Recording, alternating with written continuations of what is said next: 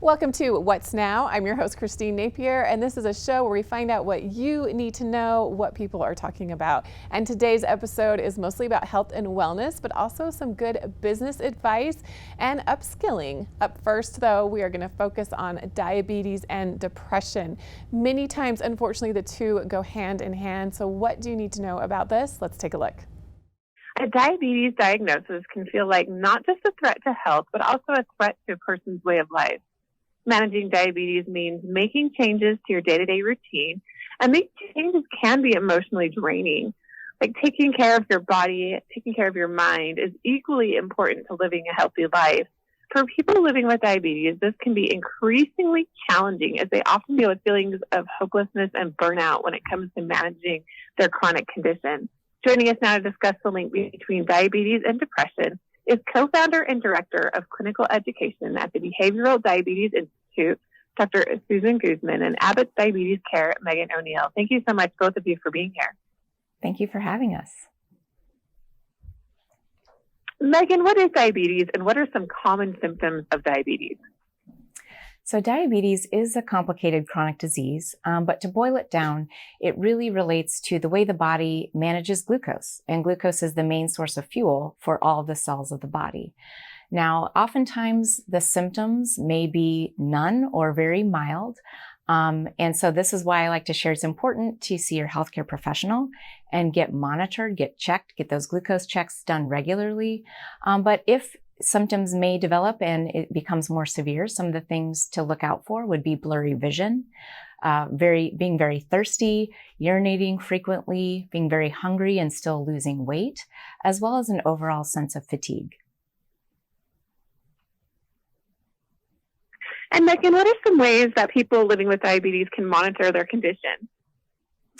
So diabetes is a condition that does require a lot of work, but it is something that can be manageable. So I like to share too that there is hope, that people can still live a full, healthy, and happy life. And one of the keys to knowing how to manage well is knowing what your glucose levels are. We've had some advances in technology, and we at Abbott have been committed to bringing the latest to fruition, which is continuous glucose monitoring, so that people living with diabetes can simply now wear a sensor and get those constant readings throughout the day and night, and even stream those readings to a smartphone through apps. One of examples of this is with the FreeStyle Libre 3 now in the US.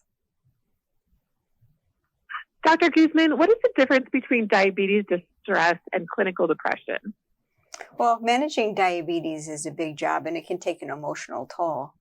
And we know that these stresses and strains can take a toll on a person, and we call that diabetes distress.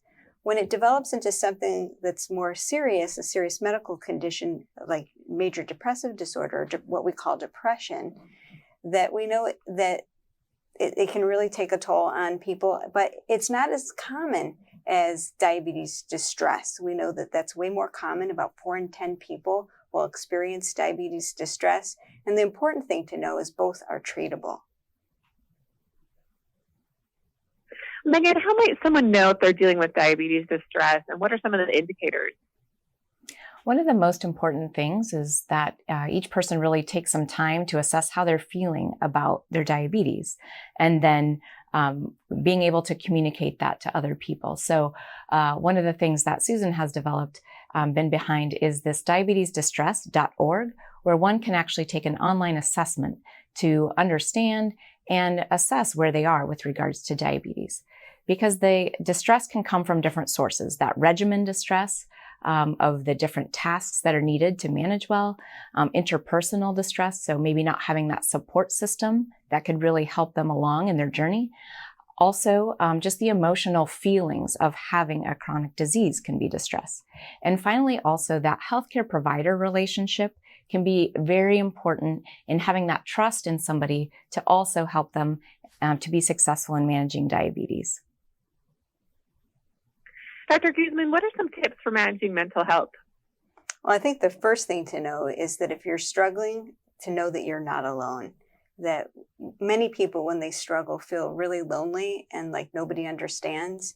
And so the most important thing to know is you're not alone and help is out there. And it's important to tune in. A lot of times we get so busy living life and with all the stressors that everybody has to face, that you don't take time to really tune in and ask, how am I doing?